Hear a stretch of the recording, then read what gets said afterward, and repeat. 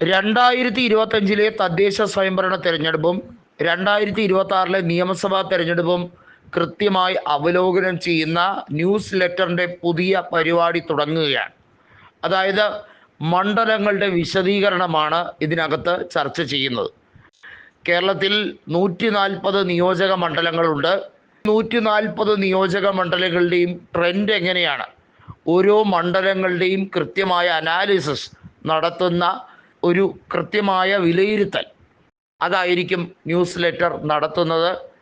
അതിലാദ്യം തിരുവനന്തപുരം ജില്ലയിൽ കൃത്യമായി എടുത്തു പറയേണ്ടത് 14 നിയോജക മണ്ഡലങ്ങളിൽ ഇന്ന് ഏറ്റവും പ്രധാനമായി ചർച്ച ചെയ്യുന്നത് പാറശാലയും നെയ്യാറ്റിൻകരയുമാണ്.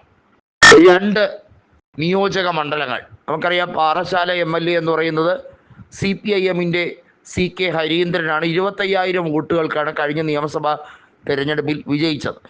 നെയ്യാറ്റിൻകര MLA എന്ന് പറയുന്നത് K ആൻസലനാണ്. കഴിഞ്ഞ തവണ 10,000-ൽ പരം വോട്ടുകൾക്ക് അദ്ദേഹം ജയിച്ചു. ഈ 2 മണ്ഡലങ്ങളും 2011 ഉമ്മൻചാണ്ടി മുഖ്യമന്ത്രി ആയിരുന്നപ്പോൾ 2 മണ്ഡലങ്ങളും കോൺഗ്രസ് മണ്ഡലങ്ങളായിരുന്നു.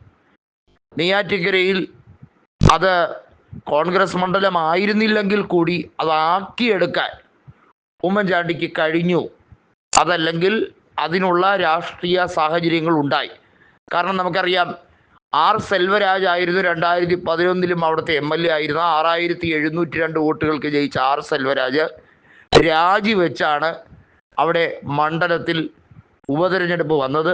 R സെൽവരാജ് തന്നെ കോൺഗ്രസ് സ്ഥാനാർത്ഥിയായി നിന്ന് 6,334 വോട്ടുകൾക്ക് ജയിച്ചു.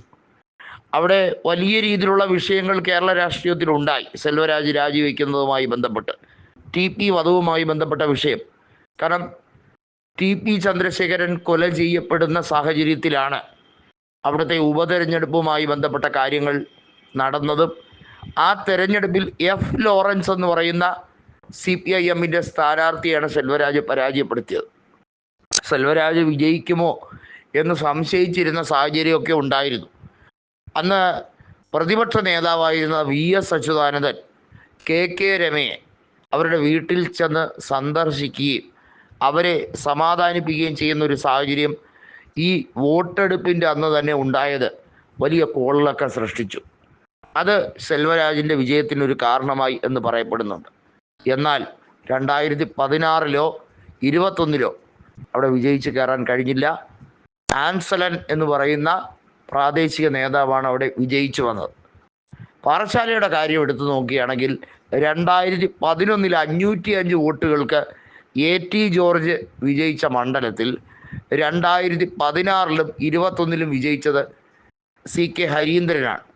ഹരീന്ദ്രനെ സംബന്ധിച്ചിടത്തോളം അദ്ദേഹം ഇടതുപക്ഷക്കാരനാണെങ്കിൽ പോലും, അതായത് CPIM നേതാവാണ്, പക്ഷേ വളരെ സൗമ്യനായ ഒരു മുഖമാണ് എന്നുള്ളതാണ് അദ്ദേഹത്തിനെ കുറിച്ച് പറയാനുള്ള ഏറ്റവും വലിയ പോസിറ്റീവ് കാര്യം. അതായത് CK ഹരീന്ദ്രന് വ്യക്തിബന്ധങ്ങൾ പാറശാല മണ്ഡലത്തിൽ ഉണ്ട്. ആ വ്യക്തിബന്ധങ്ങൾ അദ്ദേഹം കാത്തു സൂക്ഷിക്കുന്നത് വലിയ വിജയത്തിലേക്ക് പോകാൻ കാരണമാകുന്നുണ്ട്. മാത്രമല്ല, വലിയ ജാടയൊന്നും കാണിക്കാത്തൊരു നേതാവാണ് എന്നൊരു പൊതുഖ്യാതി അദ്ദേഹത്തിനെ കുറിച്ചുണ്ട്. അതാണ് അദ്ദേഹത്തിന് മണ്ഡലത്തിൽ സൗമ്യ മുഖമായി മാറ്റുന്നത്. ടേം കണ്ടീഷൻ ഉൾപ്പെടെയുള്ള കാര്യങ്ങൾ പരിഗണിക്കുന്നില്ലെങ്കിൽ CK ഹരീന്ദ്രന് വീണ്ടും സ്ഥാനാർത്ഥിത്വം നൽകാനും നെയ്യാറ്റിൻകരയിൽ ആൻസലന് സ്ഥാനാർത്ഥിത്വം നൽകാനും കാരണമാകും. ഇവിടെയാണ് കോൺഗ്രസിൻ്റെ ഏറ്റവും വലിയ അപജയം. നെയ്യാറ്റിൻകര സനൽ, VS ശിവകുമാർ ഇങ്ങനെയുള്ളവരെയൊക്കെ മത്സരിപ്പിച്ചാൽ ഇനി കേരളത്തിൽ, പ്രത്യേകിച്ചും തലസ്ഥാന ജില്ലയിൽ ജയിക്കാനേ പോകുന്നില്ല. കോൺഗ്രസിൻ്റെ ഏറ്റവും വലിയ ഗതികേടെന്ന് പറഞ്ഞാൽ സംഘടനാ പാടവമാണ്. കേരളത്തിൽ കോൺഗ്രസ് ഈ രീതിയിൽ നശിച്ചു പോകാൻ കാരണം ഗ്രൂപ്പിസവും ഈ ജനപ്രിയരല്ലാത്ത കുറേ നേതാക്കൾ ഇതിനകത്തുണ്ട്. തമ്പാനൂർ രവിയുടെ അത്ര പോലും ആധിപത്യമില്ലാത്ത ഒരു വ്യക്തിയാണ് VS ശിവകുമാർ തിരുവനന്തപുരം ജില്ലയിൽ. തമ്പാനൂർ രവി കോൺഗ്രസ്സിന് വേണ്ടി 3 തവണ നെയ്യാറ്റിൻകര വിജയിച്ച വ്യക്തിയാണ്. അദ്ദേഹത്തിൻ്റെ കയ്യിൽ നിന്നാണ് 2011-ലും സെൽവരാജ് പിടിച്ചെടുത്ത CPIMന് വേണ്ടി. പിന്നെ വളരെ വൈകാതെ തന്നെ 2012-ൽ ഉപതെരഞ്ഞെടുപ്പിലൂടെ R സെൽവരാജ് അവിടെ വിജയിക്കുകയും ചെയ്തു. സെൽവരാജ് സത്യത്തിൽ രാജിവെക്കുന്നതിന് പിന്നിൽ PC ജോർജ് 5 കോടി കൊടുത്ത് UDFിലേക്ക് കൊണ്ടുവന്നു എന്നൊക്കെ ഉള്ള ആരോപണം അവിടെ നിൽക്കുന്നുണ്ട്.